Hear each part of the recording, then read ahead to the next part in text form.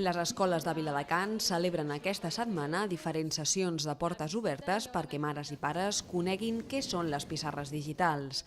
Amb aquestes noves eines educatives interactives es pretén millorar l'èxit escolar. Les noves tecnologies, l'accés digital, permet molta més interactivitat de l'alumne, permet molta més relació, molta més atenció, ho hem vist amb la prova amb les pissarres, i en aquest sentit de seguida vam veure que era estratègic per millorar l'èxit escolar de les escoles de Viladecans facilitar-li aquestes eines per millorar l'aprenentatge.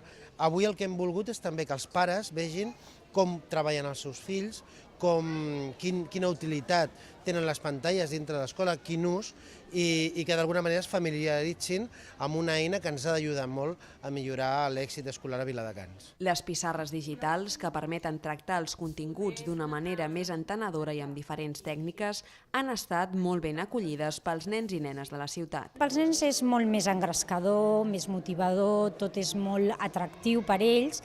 La veritat és que ells han après molt ràpidament, tenen un domini de les pissarres digitals impressionant, i per nosaltres sí que ha sigut més repte, donat que molta gent no tenia molta idea del funcionament de les pissarres digitals, però a poc a poc hem fet també un curs de formació de competències bàsiques i ús de les pissarres digitals, i a poc a poc, i jo crec que en aquest moment més o menys tots ja tenim un mínim domini.